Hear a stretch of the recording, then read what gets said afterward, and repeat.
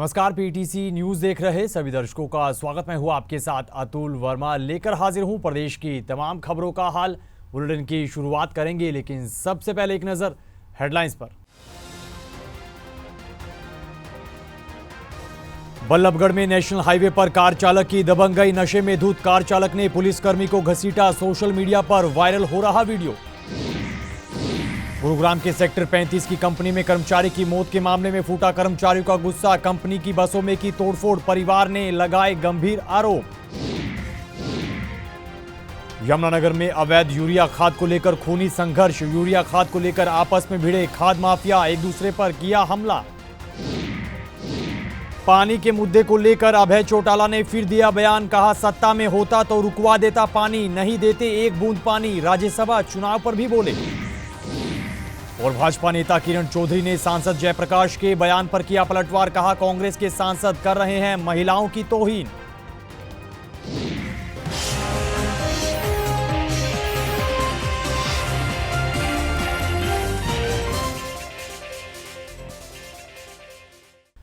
चलिए बुलेटिन की शुरुआत करते हैं। बल्लभगढ़ के नेशनल हाईवे में कार चालक की दबंगई की तस्वीरें सामने आई है। जानकारी के मुताबिक बीते दिन नशे में धुत कार चालक ने पुलिसकर्मी को कार में बिठाकर घसीट दिया और इसका वीडियो सोशल मीडिया पर जमकर वायरल हो रहा है।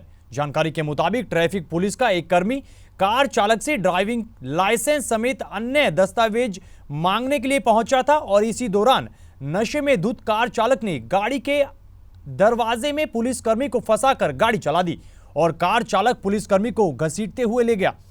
लेकिन इसी बीच आगे की सवारी ने हैंडल ब्रेक खींचकर गाड़ी को रोका और पुलिसकर्मी की जान बच पाई है।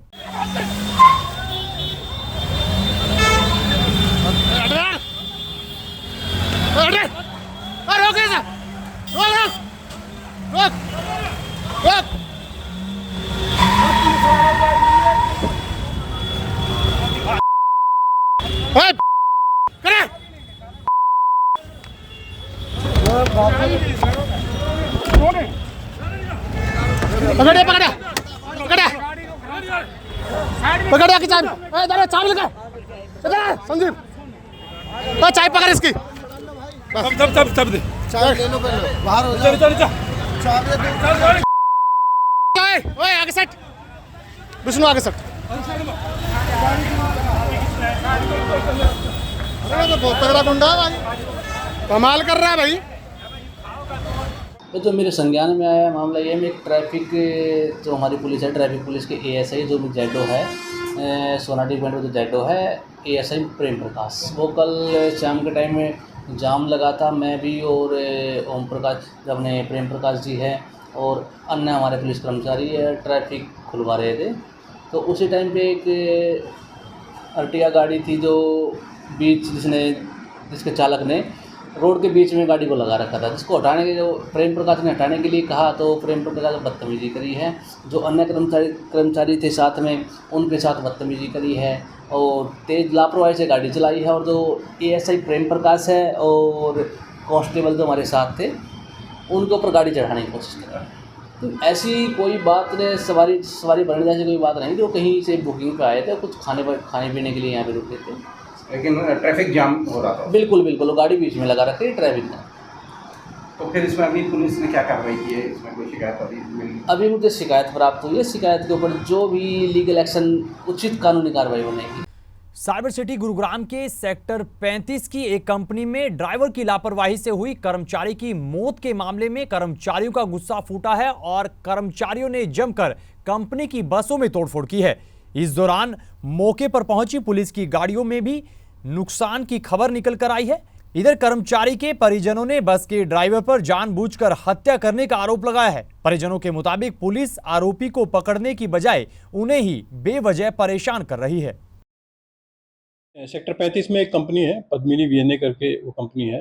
तो उस कंपनी की कुछ बसें हैं जो कर्मचारियों को ड्यूटी पर लेकर के आती हैं और उनको छोड़ करके आती हैं। तो आज सुबह कंपनी के कर्मचारी बस से आई, तो बस से मोस्टली कर्मचारी उतर गए थे। तो उस जो कर्मचारी उतर रहे थे, तो उसी दौरान कंपनी का ही एक कर्मचारी उस बस के पीछे खड़ा हो गया। तो ड्राइवर के द्वारा उसको, अभी तक की जो जांच से लग रहा है कि ड्राइवर के द्वारा उसको देखा नहीं गया और उसके द्वारा गाड़ी को पीछे की तरफ चला दिया गया, जिससे उस बस के नीचे आने से उस व्यक्ति की मृत्यु हो गई। जो मृतक की पहचान अभी तक मोनू के रूप में हुई है, जिसकी उम्र करीब 24 वर्ष है और जो कि आगरा उत्तर प्रदेश का रहने वाला है। यमुनानगर में अवैध यूरिया खाद को लेकर धड़ल्ले से काम जारी है। इसी बीच खाद माफिया के आपस में भिड़ने की तस्वीरें सामने आई है। जानकारी के मुताबिक किसानों के खेतों तक पहुंचने वाले यूरिया खाद को लेकर यमुनानगर में खूनी संघर्ष की तस्वीरें देखने को मिली हैं, और वो भी तब जब एक गाड़ी में यूरिया लोड कर उसे सप्लाई फैक्ट्री में ले जाया जा रहा था। जानकारी के मुताबिक खाद माफिया ने पहले एक दूसरे पर गाड़ियों से हमला किया और फिर एक दूसरे पर धारदार हथियारों से हमला कर दिया। वहीं इस विवाद में कई लोग घायल हुए हैं, जबकि एक दुकानदार की दुकान में तोड़फोड़ की भी खबर सामने आई है। तो हमें रोक के थे, 2 नंबर का काम कर रहे हैं चेयरमैन साहब, तो इन्हें पहले भी हाथापाई किया जी हमारे साथ, तो हमें दरख्वास्त है लिखवाई। तो आज मैंने सुबह ही 5 बजे भाई को लेने वहाँ गए घाट पे, तो आते है ना यहाँ पंजाब सिंध बैंक पे इन्हें ना या हमारी गड्डी थी बलैनो और इनकी थी या बलैरो, तो इन्हें ना टक्कर मारी आमने सामने। तो टक्कर मारी तो हम गड्डी के अंदर बैठे थे, तो ये उतरते ही हमारे साथ डंडे चाकू हमला किया जी। ये यहाँ चाकू मारा जी, सिर में डंडे मार रखे जी। कितने लोगों को चोट लगी है? हमारे तीन जनों की चोट है जी, एक जन वैसे मतलब गुम चोट है जी, एक को खाद के पीछे था जी। यूरिया का गट्टा जो किसानों को मिल ही नहीं रहा, वही गट्टा फैक्ट्री में 550-600 रुपये का ब्लैक में गाड़ियाँ भर के बेचता है। तो इसी विरोध में हमें यूरिया मिल नहीं रहा था काफ़ी दिनों से। हमने यही तो बात पूछी थी एक दिन कि ये गाड़ी वाले से वैसे ही पूछ ली कैजुअल कि ये यूरिया नहीं मिल रहा, तुम कहाँ से लाया?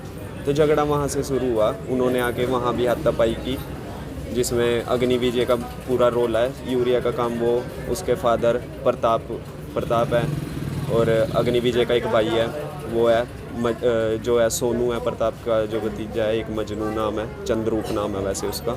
मामला पुरानी रंजिश का है जी।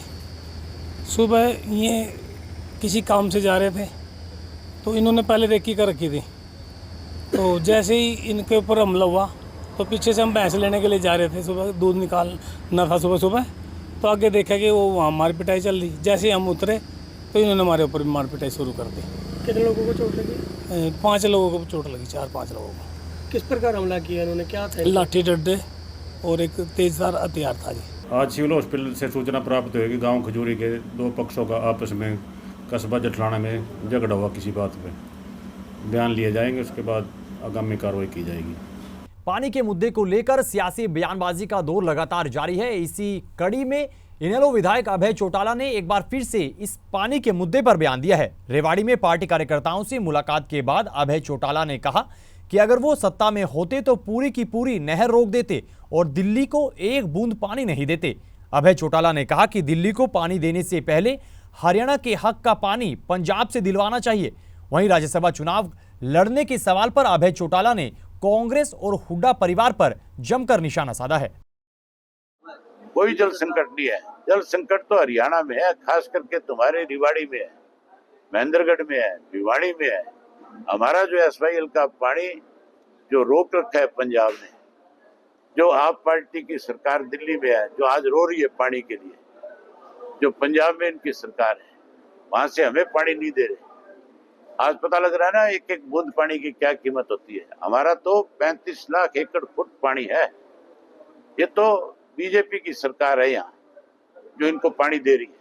अगर इंडियन नेशनल लोकदल पार्टी की सरकार होती, मैं नहर बंद कर देता, और तब तक एक बूंद पानी दिल्ली को नहीं देते जब तक हमारा पानी हमारे हिस्से का नहीं हमें ना मिल जाता। जो पानी आज दिल्ली को हमारे से जाना है, जो उसको उसके हिस्से में मिला है, हमें भी तो मिला हुआ है एसवाईएल का पानी, हमें क्यों नहीं दिया जा रहा?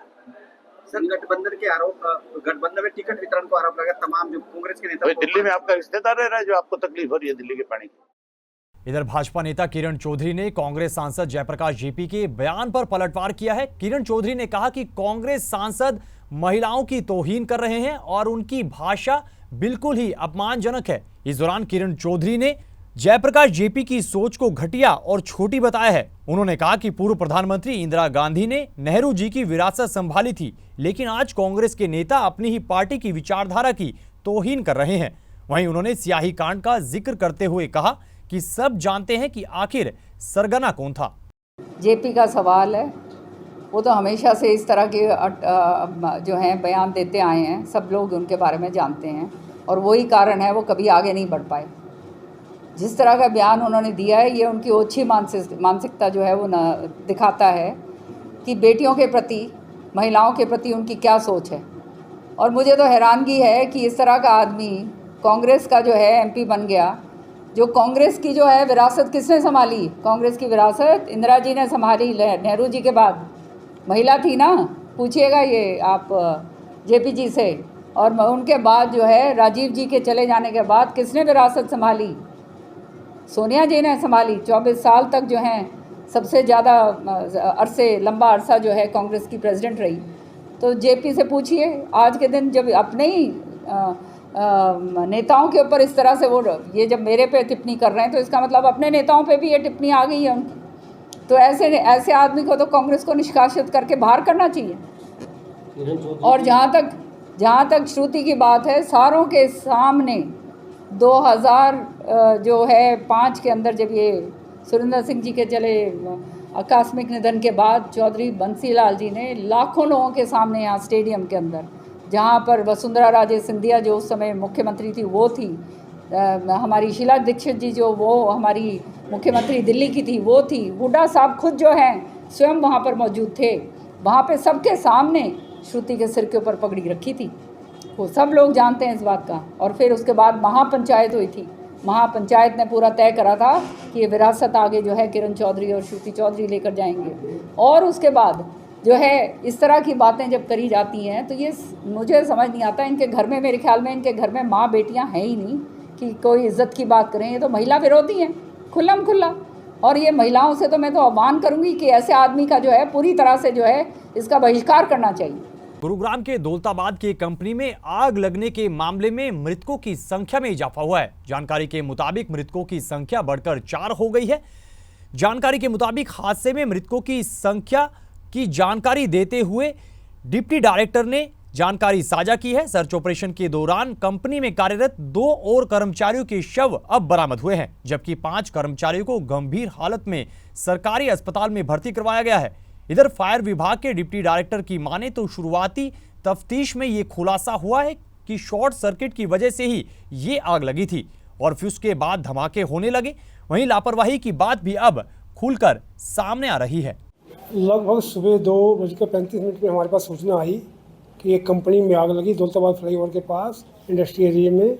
तो जैसे ही आग की सूचना मिली हमारी गाड़ी तुरंत मौके पे पहुंच गई और गाड़ी आग जाके देखा तो आग बहुत अधिक थी और तुरंत हमारे स्टाफ ने दूसरी गाड़ी मंगाई। बाकी विभिन्न स्टेशनों से लगभग 12-13 गाड़ियाँ हमने मंगा ली वहाँ पे। और अभी तक की जानकारी के अनुसार कितनी कैजुअलिटी हैं, कितने लोग घायल हुए? अभी तक की जानकारी के अनुसार कि अभी तक 4 कैजुअलिटी हो चुकी हैं। पहले 2 की सूचना थी, अब 2 और सर्च हुए, सर्च ऑपरेशन चल रहा था, 2 रहे, 4 कैजुअलिटी हो गई हैं और 5 घायल, लगभग 5-6 पर्सन जो हैं घायल हैं। अच्छा सर, क्या कुछ इस कंपनी में बन रहा था? इस कंपनी में जो नोटिस में आया है कि एक बॉल बनाने, फायर सेफ्टी बॉल, एक फाइटिंग इक्विपमेंट कह लो, कि वो एक पाउडर होता है, पाउडर ड्राई केमिकल पाउडर उस बॉल के अंदर भरा होता है और वो ऐसी आग में फेंक देते हैं। तो वो आग छोटी मोटी आग के लिए तो होता है, मगर ये अब ये नहीं कन्फर्म कि वो इलीगल बन रहा था या वैसे अनथॉराइज बॉल बनाने का काम कर रहे थे। तो वो अभी इसकी जांच चल रही है। आग लगने के कारण क्या कुछ थे सर, कुछ पता हो? आग लगने का कारण जो अभी जो इनिशियली पता लगा कि short circuit, due to short circuit है। पोटाशियम भी रखा था सर उस कंपनी के अंदर, क्या कुछ ऐसी जानकारी आपके पास? पोटाशियम का भी मेरे नोटिस में नहीं है, क्योंकि मुझे जो पता लगा कुछ भी, ये जो मटेरियल, जो बॉल बनाने का जो मटेरियल है, ये जो बॉल जिससे प्लास्टिक, ये बॉल मटेरियल, ये कुछ इनफ्लेमेबल मटेरियल था जिससे आग पकड़ने का खतरा ज़्यादा हुआ। अच्छा सर, क्या फायर एनओसी थी उस कंपनी के बाद? क्या कुछ जानकारी इसको लेकर? इसकी भी जांच कर रहे हैं कि उसकी एनओसी थी या नहीं, ये भी जांच कर रहे हैं। तो इस खबर के साथ फिलहाल इस बुलेटिन में इतना ही, लेकिन पीटीसी न्यूज पर खबरों का सिलसिला बदस्तूर जारी है। आप बने रहिए पीटीसी न्यूज के साथ। फिलहाल के लिए दीजिए इजाजत। नमस्कार।